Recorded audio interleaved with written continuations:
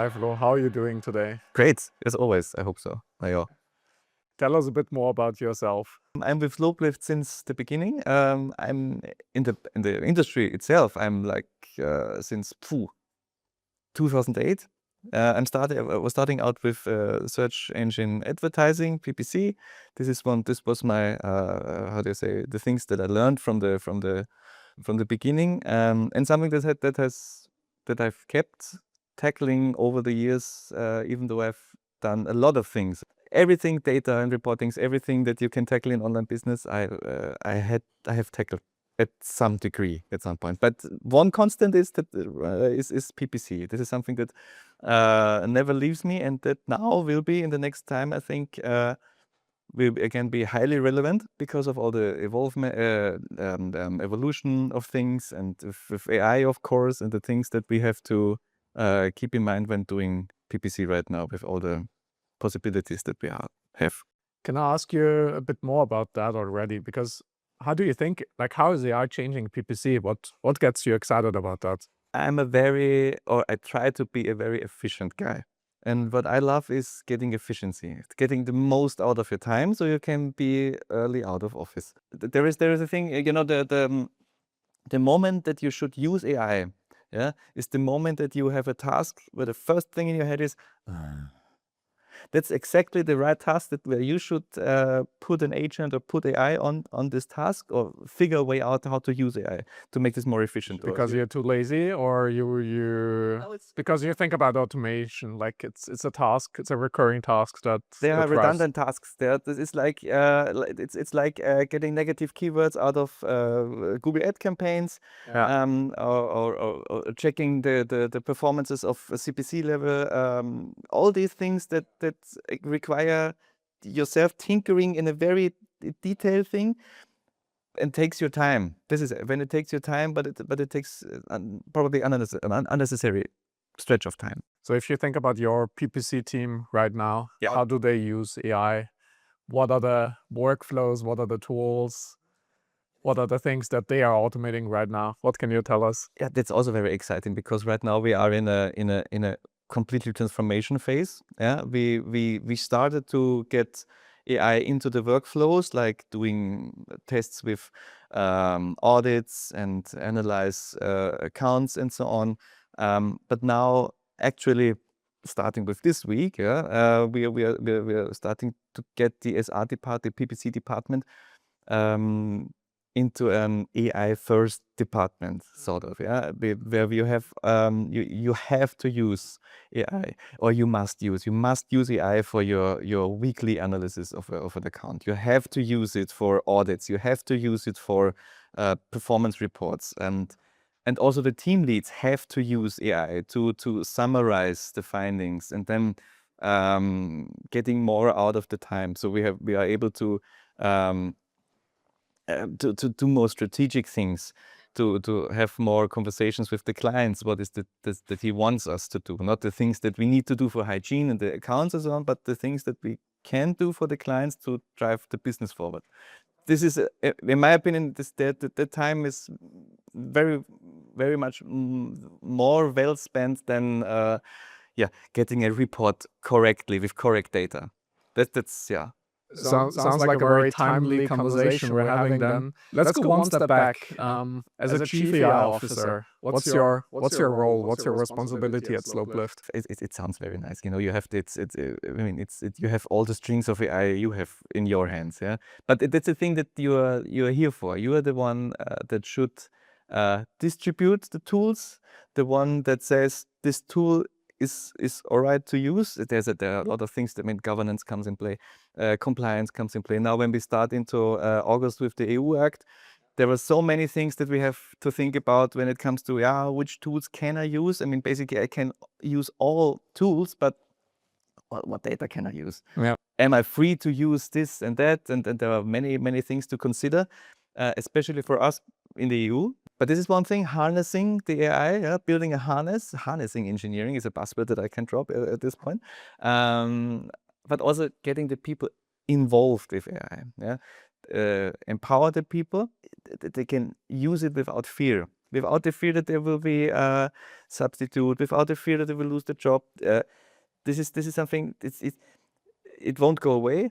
Yeah, you will have to work with it, and everyone who is not going to be capable using it in our industry foremost. Yeah, this is the only hard word that I can say, or harsh word. These people will be left behind. What was the buzzword? Harnessing? Harness engineering. Harness. What's harness engineering? Honestly, it's like the evolution of prompt engineering. Yeah, nowadays you're not doing prompt engineering anymore, sort of, because everyone because who's doing the prompt engineering today? What do you mean? I mean, everybody's prompt. Who's writing your prompts? I mean, either myself or AI is yes, writing exactly. my Yeah, prompts. but that's the point. Nowadays, the people have evolved to the point that the AI is writing the prompts for me. I mean, honestly, it was one of the things 2 years ago. One of the first conferences by Google about AI. This was a mind-blowing thing. Is you ask the first question to the AI. Yeah. And the next thing is, how can I can you tell me how to make my question better? Yeah, this is yeah, absolutely. Yeah. And this is the thing that nowadays everyone does. And the first question for me is, or the first thing in a new project with Claude, for example, is, can you write me a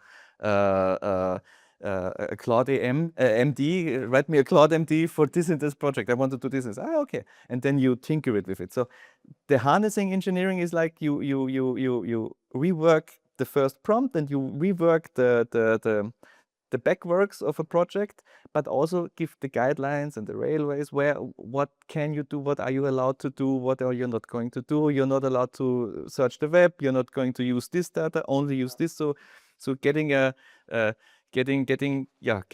Claude into as a knight in a shiny armor. What's the most tricky? What's the biggest challenge in your job? Enabling everybody, bringing everybody along? It's not so much the enabling. The most tricky part is to keep people working with it, because you have a huge you have a surge in usage when you say, we're not trying to this and that, and then normally there's a slump. And you, of course, you have colleagues that are using it very extensively, and then you have colleagues that use it. Okay. And the thing is that you need to get the people all on a certain level, because it's like a client conversation. When you have a conversation with your client, the best thing that you could do, this is something that we always do, we try to get ourselves to the eye level of the client, with understanding the industry the client is, but also get the client to a knowledge level, that when we are so I don't have to explain every time what a demand gen campaign is, and what the performance max campaign is doing, or maybe I don't know what the search index is, and so on.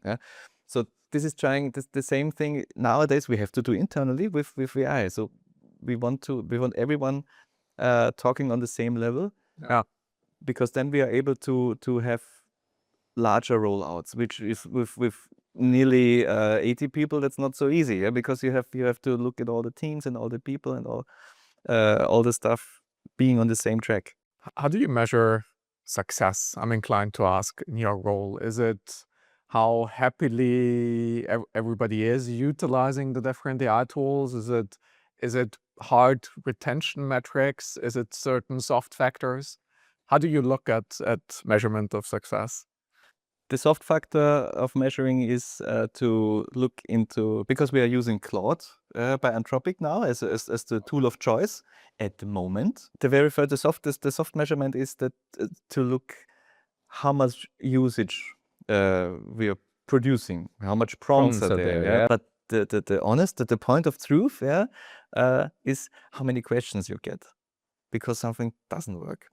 And this is something that is much more interesting than, because when everybody's happy, nobody's going to say, oh yeah, it's awesome. They test the edge cases also, right? And like, I guess when people come to you and tell you what's not working, you see that they are super deep into it, right? And figure out all the edge cases and all the different use cases. Exactly. And also you learn more from them.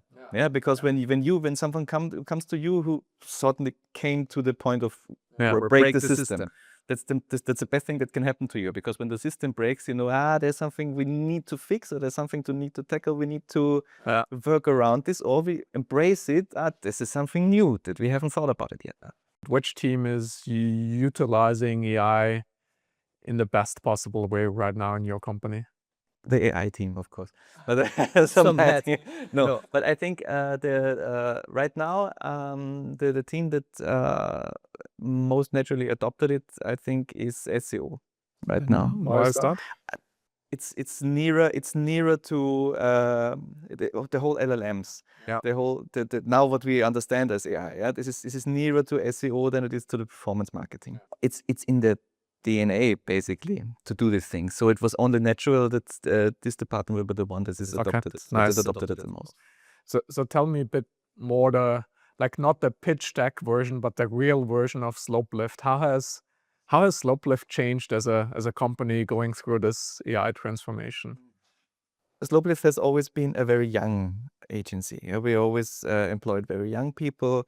So we had always very curious people and very curious employees. It's a transformation that is going very well, I think. And right now I'm coming from the South by Southwest in London. And one of the key learnings that I take with me is that I have no key learnings. So it's a little bit of bragging, of course. Yeah, the main message is I don't think we are. I think we are on the right track, and I think we are in a good position. We have a partnership with you. Yeah, then it's how far ahead can you be? Yeah, also to have a partnership with you. This is something I think we all in this part of the industry.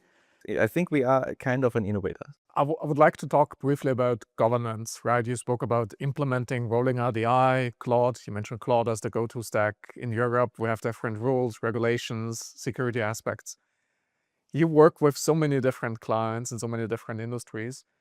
Tell us more about the tech stack. Do you hook up Claude also to your clients' data? What are maybe the challenges that come with that, both internally but also client-facing? Give us a glimpse at the underlying stack. Because of all the regulations that are in place or not yet in place, but anyway are coming, we have to very detailed set up the tech stack and document the tech stack. Yeah, you have to evaluate every tool that you use on its risk. If it's a high risk tool, which data are going to be used, all of this has to be documented to ensure that we not use any data that we are not supposed to use. I mean, we're talking also, when you're talking about cloud, it does not have servers in EU, only in the US, which is a DSGVO problem. You have to have specific workflows. What we are doing is we're using BigQuery, for example, to automatically anonymize some of our data. Financial data, of course, is completely out of that context. There is an anti-to-do list as well. Yeah, that is besides the documentation of the governance. So as an employee working at Slopelift, I'll get my Claude subscription, my Claude account from the business. Which systems can I connect to? I'm allowed to connect to the CRM? Also there are some predefined connectors and connections that you're allowed to use. I mean, your own calendar, for example, or the Gmail your own. Yeah. This is within the harness of the whole project. There are certain projects that are directly connected to Google Ads accounts as well, yeah, and Google Analytics. You have to have some hurdles in between the actual output of the data and the thing that you're feeding it, of course, and the things that it will get out of it.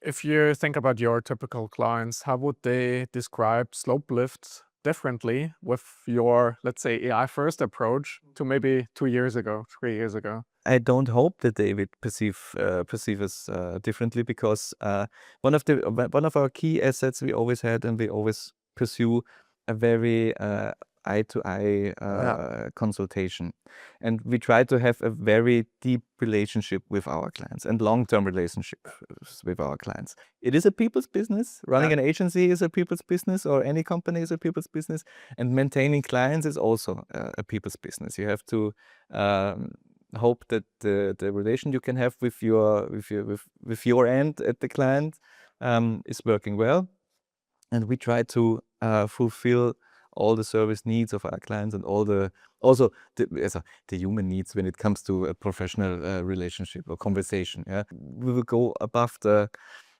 regular hours to help our clients as well, and this is something that helped us, and I hope this is something that won't change. I think that will even be more intensified on a positive level. Yeah, when the people have even more time to nourish these relationships. So you're doubling down on people and your people, and through that, being able to have deeper relationships, more relationships with your clients. One last question. If you look at your role right now, the Florian you are right now, and you compare that with the Florian in 2015 as the head of PPC, I think you started out as the head of PPC at Slopelift. What's the one thing that the Florian from 2015 would be most surprised of the new Florian today? The beard. I never had a beard like this. Yeah, the beard was, I always tried to get a beard, and now I have this beard. I mean, that comes with seniority. Yeah, no, but honestly, all the stuff that I'm doing, probably maybe it's that. Yeah, I mean, there is a high risk. Something maybe to end on a serious note. Yeah, with all the AI talk and all the AI things and the possibilities that we have, there is a high risk for. And again, it's a little bit of a bragging thing, yeah. But we all are kind people like this, for high achievers or people who want to be high achievers.